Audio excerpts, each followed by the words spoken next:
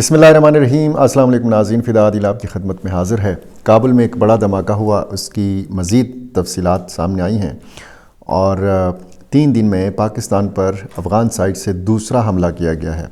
आपको पता है कि सरहद बंद है पाकिस्तान और अफ़गानिस्तान की 100 दिन से, और तिजारत भी बंद है।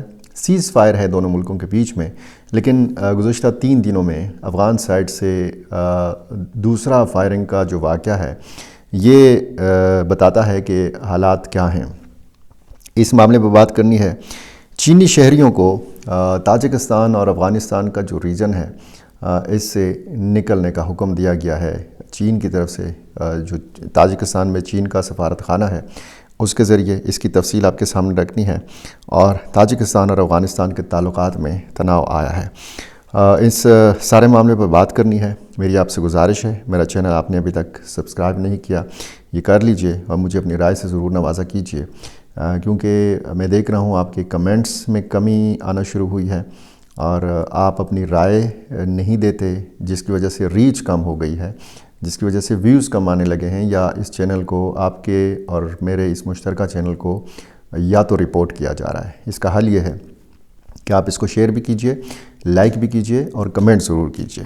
ये जो हमला दूसरा किया गया, एक तो हफ्ते के दिन मैंने आपको वीडियो में बताया था कि गाखी पास जो सरहदी मकाम है बाजोड़ में पाकिस्तान और अफ़गानिस्तान के बीच में, यहाँ जो सरहद के ऊपर पाकिस्तान ने बाड़ लगाई है उसकी मुरम्मत की जा रही थी, तो अफ़गान साइड से फायरिंग हुई, 7 गोलियां फायर की गई, और ये भी कुछ रिपोर्ट्स में बताया गया कि जी जवाबी हमला किया गया, लेकिन उसमें खुशकिस्मती से दोनों तरफ का कोई जानी नुकसान नहीं हुआ।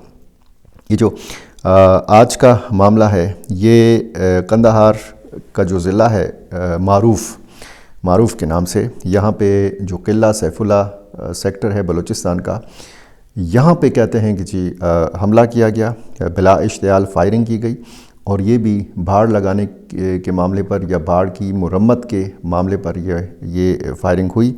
ये फायरिंग का सिलसिला जो है या तबादला ये आधा घंटा तक जारी रहा। इसमें भारी हथियारों का भी इस्तेमाल किया गया। मकामी जो लोग हैं जो उस इलाके में आसपास रहते हैं, तो इस सूरत हाल से ज़ाहिर है कि वो खौफ हरास में भी मुब्तला हो गए। इसमें भी कोई जानी नुकसान नहीं हुआ, लेकिन ये दोनों मुल्कों के बीच में ये कोई ज़ाहिर है कि हौसला अफ़ज़ा डेवलपमेंट नहीं है।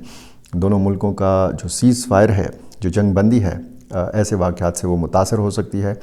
किसी भी वक्त अगर इस किस्म का बज़ाहिर छोटा वाक़या जो है ये बड़े वाक़ये में तब्दील हो सकता है। अगर खुदा न खास्ता इसमें जानी नुकसान हो तो फिर ये मामला मज़ीद जो है ये बिगड़ सकता है। तो जनाब, ये 3 दिन में अगर पाकिस्तान पर ये दूसरा हमला किया गया है तो इससे आप अंदाज़ा लगा सकते हैं कि दोनों मुल्कों के ताल्लुकात जो हैं अभी तक बहाल नहीं हुए, ताल्लुकात कशीदा हैं, मुज़ाकरात का सिलसिला रुका हुआ है। 100 दिनों से तिजारत बंद है, 100 दिनों से लोगों की आमद रफ्त बंद है, और काबुल से जो आज एक अफसोसनाक खबर आई है वो धमाके की आई है, और धमाका जिसकी तफसील मैं आपके सामने पिछली वीडियो में रख चुका हूँ। इसकी मज़ीद जो तफसील है वो आई है, और ये बताया गया है कि बाकायदा अफ़गान हुकाम ने इसकी तस्दीक की है कि ये गुलफरोशी गली में ये धमाका हुआ। ये चीनी और कुछ अफ़गानों का मुश्तरका रेस्टोरेंट था, चाइनीज़ बीफ नूडल के नाम से। यहाँ पे मुसलमान ही आते थे, और ये जो चीनी बाशिंदे हैं ये बताया जाता है कि ये इगोर मुसलमान हैं, सिंकियांग से इनका ताल्लुक़ है, और बुनियादी ताल्लुक़ इनका चीन से है। एक चीनी मुसलमान अब्दुल मजीद और उनकी अहलिया और एक अफ़गान शहरी अब्दुल जब्बार महमूद ये मुश्तरका तौर पर ये रेस्टोरेंट चलाते थे। अब्दुल मजीद चीन के सूबा सिंकियांग के रिहायशी मुसलमान थे। यहाँ चीनी मुसलमानों के लिए खाना तैयार किया जाता था और ज़ाहिर है कि फ़रोख्त भी किया जाता था, और इधर मकामी जो अफ़गान हैं ये भी खाना खाने के लिए आते थे। एक चीनी शहरी अयूब, इसके बारे में भी बताया जाता है कि ये मुसलमान थे और ये इस हमले में जाँ बहक हो गए हैं। 6 अफ़गान शहरी इसमें जाँ बहक हुए हैं।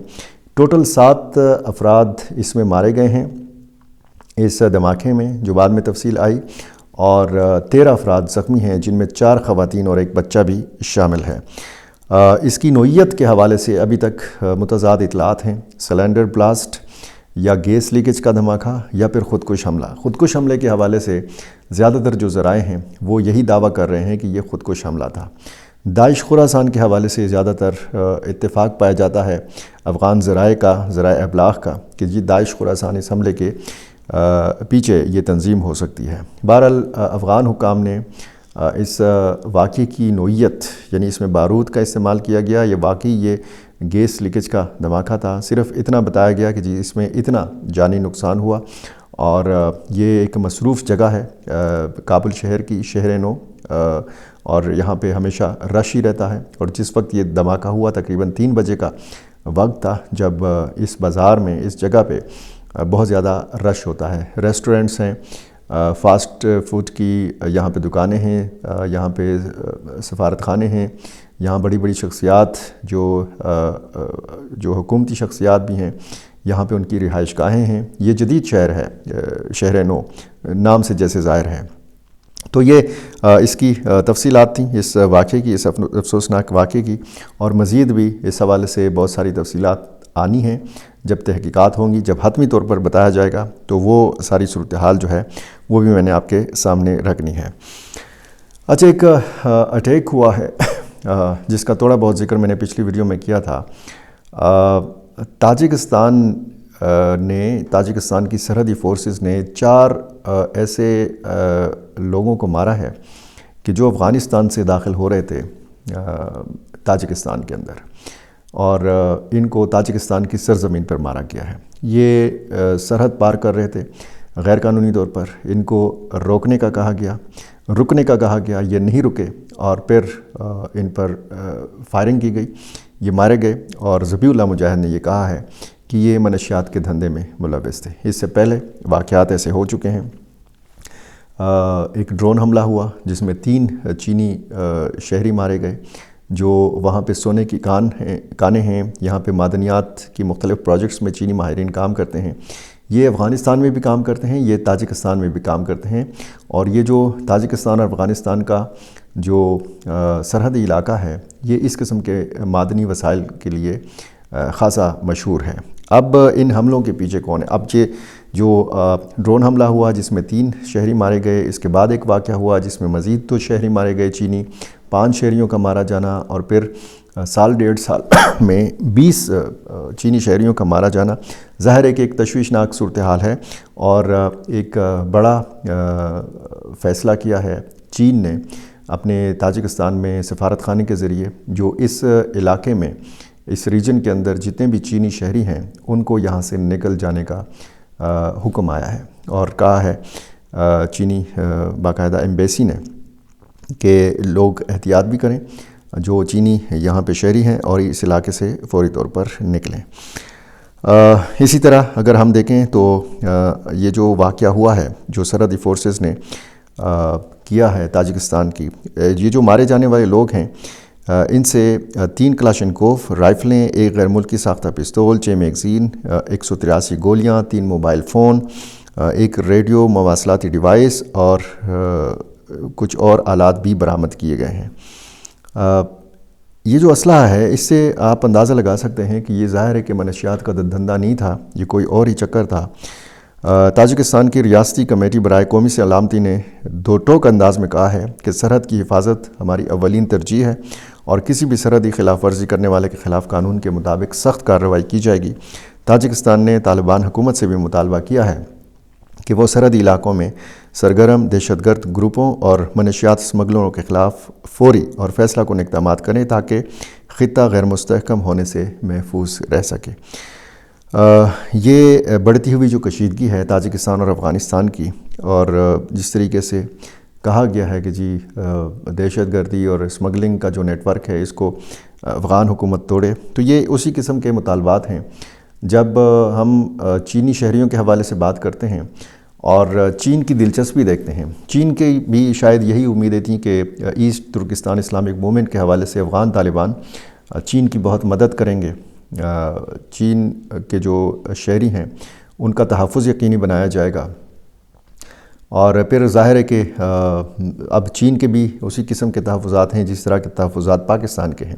پاکستان کو بھی بہت امیدیں تھیں کہ جب افغان طالبان برسر آئیں گے تو پاکستان کے اندر جو سیکیورٹی ایشوز ہیں وہ بہت حد تک حل ہو جائیں گے، بشمول ٹی ٹی پی، بہت ساری جو پاکستانی ملیٹنٹ تنظیمیں ہیں جو بلوچستان میں سرگرم تنظیمیں ہیں، ان کے جو وہاں پہ ٹھکانے ہیں، ان ٹھکانوں کے حوالے سے افغان طالبان بہت زیادہ مددگار ثابت ہوں گے پاکستان کے۔